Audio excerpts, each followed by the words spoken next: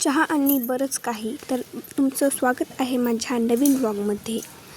तर सायंकाळचे 5:30 वाजले होते. मी असाच टाईमपास करत व्हिडिओ बनवत बसलेली होती. तर माझा भाऊ आला आणि बोलला, माझा दादा, पूनम दीदी आपल्या दोघांसाठी चहा कर ना.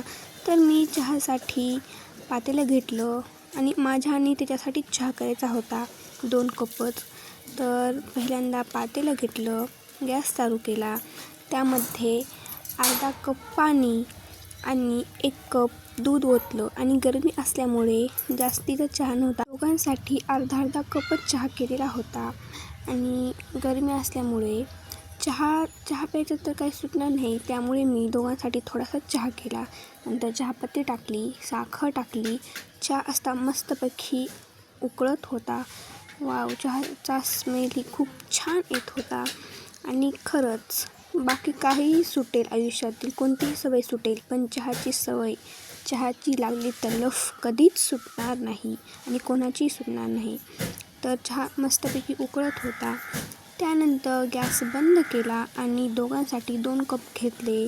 त्यामध्ये चहा ओतला. चहा खूप छान झालेला होता आणि मला दुसरं काही येत नाही, पण चहा खूप मस्त, खूप परफेक्ट असा येतो.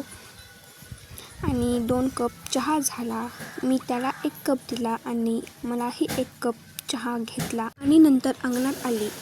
बटरसोबत खात होती. अरे यार, बटर तर चहामध्ये बुडलं, पण काही नाही.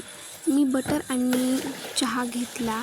मस्त असा लागत होता आणि खरंच हॉस्टेलमध्ये किती नवीन खायला भेटू द्या, पण घरची सर काही येणार नाही. चहा पिऊन झाल्यानंतर मन फ्रेश झालं. त्यानंतर पटकन कसं तरी आवरलं आणि आईचा चप्पल घालून निघाली थेट माझ्या फ्रेंडकडे. तीही गावी आलेली होती आणि मला तिनं बोलवलं होतं, तर मी जात होती. बाय बाय, भेटूया नंतरच्या व्लॉगमध्ये.